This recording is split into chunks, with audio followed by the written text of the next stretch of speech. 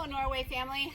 It's Bible time again. We've been journeying through the book of Genesis. But before we start today, I want to ask you to think back on your life.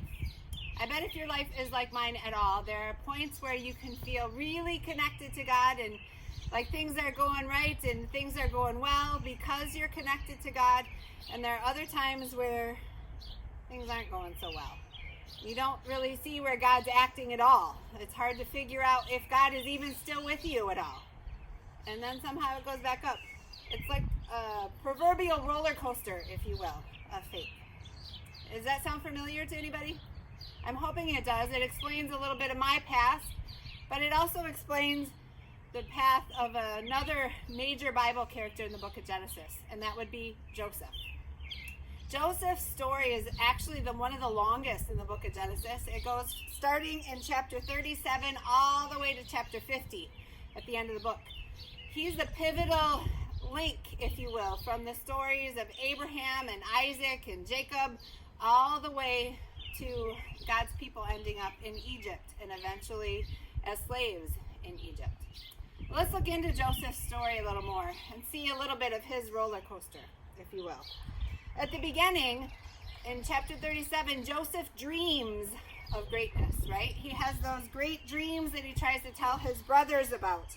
37 verse 5, he told his brothers, "Listen to this dream that I dreamed. They were binding sheaves in the field, and suddenly my sheaf rose and stood upright, and your sheaves gathered around and bowed to my sheaf." I don't know about you, but if you had any siblings, getting all of them to bow to you, that would have been a pretty big from the other brothers. And that's exactly what they felt. They weren't too proud of Joseph's claim to power. So when he's presented by his father with that long robe with sleeves in verse 3, they already weren't happy with him. Now he's got these dreams on top of it. So Joseph ends up sold by his brothers. That's the whole of chapter 37.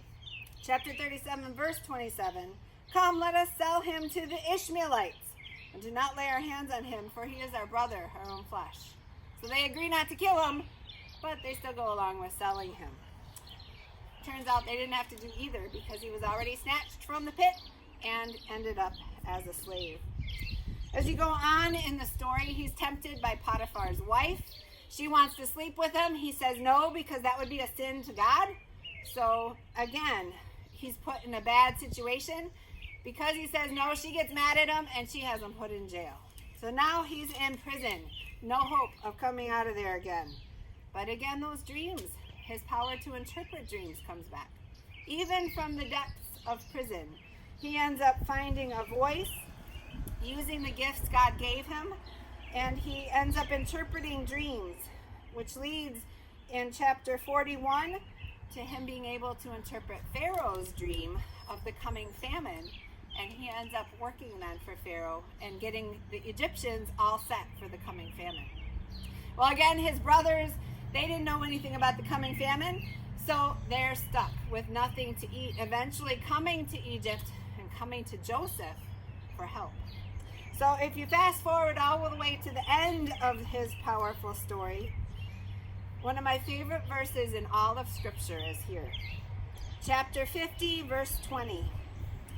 "Even though you intended to do harm to me," Joseph says, "God intended it for good, in order to preserve a numerous people, as he is doing today." Joseph had quite the roller coaster. He was put in charge of people along the way and had high power that was taken away from him with Potiphar's wife. He's back on top again with Pharaoh, and he's able to help his brothers and sisters, other descendants of Jacob. What's God going to pull out of the mess of our lives today? Between the pandemic, the social unrest, what good can God pull out of that? I don't have that answer yet, but I'm sure God does. He'll make something great come out of today. Amen.